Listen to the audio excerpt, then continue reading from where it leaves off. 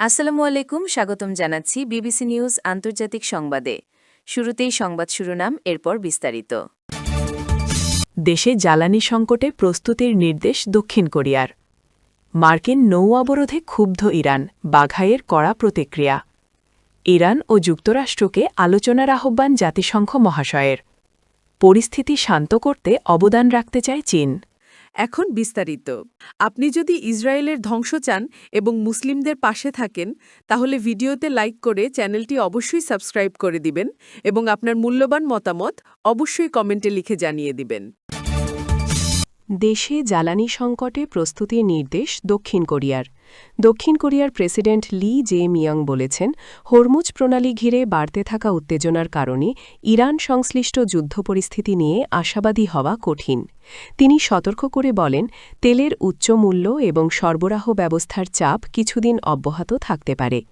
মঙ্গলবার মন্ত্রিসভার বৈঠকে প্রেসিডেন্ট বলেন, বৈশ্বিক জ্বালানি ও কাঁচামালের বাজারে দীর্ঘমেয়াদী বিঘ্ন ধরে নিয়ে সরকারকে প্রস্তুতি, একই সঙ্গে জরুরি পরিস্থিতি মোকাবিলার সক্ষমতা আরও জোরদার করার নির্দেশ দেন তিনি বলেন, বিশ্বজুড়ে জ্বালানি ও কাঁচামাল সরবরাহে সাময়িক সমস্যা থাকবে, আর তেলের দামও উচ্চ পর্যায়ে থাকতে পারে।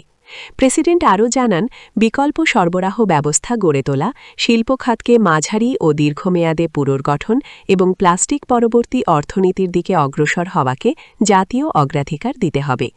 রয়টার্স জানায়, যুদ্ধের প্রভাব মোকাবিলায় গৃহীত অতিরিক্ত বাজেট দ্রুত বাস্তবায়নের জন্য সংশ্লিষ্ট মন্ত্রণালয়গুলোকে তাগিদ দেন তিনি।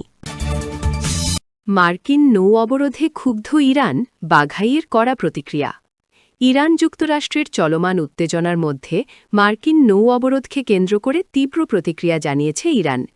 যুক্তরাষ্ট্রের পদক্ষেপকে আন্তর্জাতিক অর্থনীতির জন্য ক্ষতিকর ও অবৈধ যুদ্ধনীতি হিসেবে আখ্যা দিয়ে কঠোর সমালোচনা করেছেন ইরানের পররাষ্ট্র মন্ত্রণালয়ের মুখপাত্র ইসমাইল বাঘাই।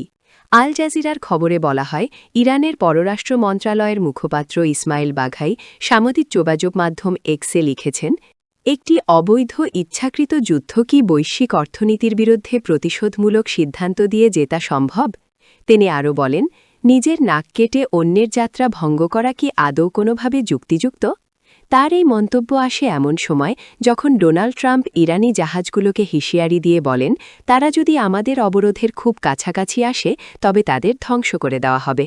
সোমবার ওয়াশিংটনের স্থানীয় সময় সকাল 10টায়, বাংলাদেশ সময় আজ রাত 8টায় অবরোধ শুরুর কিছুক্ষণ পরে নিজের সামাজিক যোগাযোগ মাধ্যম ট্রুথ সোশ্যালে দেওয়া এক পোস্টে ট্রাম্প এই কঠোর বার্তা দেন।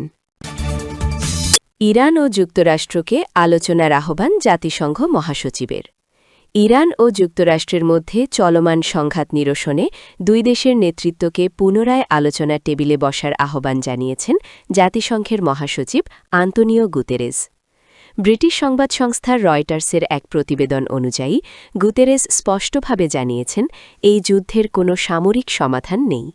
বর্তমান ভঙ্গুর যুদ্ধবিরতি রক্ষার ওপর বিশেষ জোর দিয়ে জাতিসংঘ মহাসচিব বলেন, মধ্যপ্রাচ্য ও বৈশ্বিক স্থিতিশীলতার স্বার্থে সামরিক পথে না হেঁটে কূটনৈতিক সমাধান খুঁজে বের করা জরুরি। একই সঙ্গে আন্তর্জাতিক আইন অনুযায়ী হরমুজ প্রণালীসহ সব গুরুত্বপূর্ণ নৌপথে জাহাজ চলাচলের স্বাধীনতাকে সম্মান করার জন্য সব পক্ষকে স্মরণ করিয়ে দেন তিনি। গুতেরেস সতর্ক করেন যে, হরমুজ প্রণালীতে যে কোনো ধরনের প্রতিবন্ধকতা বৈশ্বিক অর্থনীতিতে বিপর্যয় ডেকে আনতে পারে। এদিকে মার্কিন vice president JD Vance Iran সরকারের বিরুদ্ধে অর্থনৈতিক সন্ত্রাসবাদ চালানোর অভিযোগ তুলেছেন। হরমুজ প্রণালীতে যান চলাচল ব্যাহত করার চেষ্টার প্রতি ইঙ্গিত করে তিনি বলেন, ইরান বিশ্ব অর্থনীতিকে জিম্মি করার চেষ্টা করছে। পরিস্থিতি শান্ত করতে অবদান রাখতে চায় চীন। মার্কিন যুক্তরাষ্ট্র ও ইরানের মধ্যে বর্তমান যুদ্ধবিরতিকে খুবই ভঙ্গুর বলে মন্তব্য করেছে চীন। পরিস্থিতি শান্ত করতে অবদানও রাখতে চায় দেশটি। এজন্য যে কোনো ধরনের উত্তেজনা বৃদ্ধি বা যুদ্ধবিরতি নস্যাৎ করার প্রচেষ্টার বিরুদ্ধে দৃঢ় অবস্থান নেওয়ার আহ্বান জানিয়েছে দেশটি। খবরে বলা হয়, চীনের পররাষ্ট্রমন্ত্রী ওয়াং ই এক টেলিফোন আলাপে পাকিস্তানের পররাষ্ট্রমন্ত্রী মোহাম্মদ ইশাকদারের সঙ্গে এ মন্তব্য করেন বলে দেশটির পররাষ্ট্র মন্ত্রণালয় জানিয়েছে। ওয়াং ই বলেন, এখন সবচেয়ে গুরুত্বপূর্ণ বিষয় হল কঠোর প্রচেষ্টায় অর্জিত এই যুদ্ধবিরতির গতি বজায় রাখা। তিনি আরও বলেন, সংঘাত নিরসনে পাকিস্তান বড় ভূমিকা রাখলে চীন তা স্বাগত জানাবে। পাশাপাশি পরিস্থিতি শান্ত করতে বেইজিংও নিজেদের পক্ষ থেকে প্রয়োজনীয় অবদান রাখতে প্রস্তুত রয়েছে।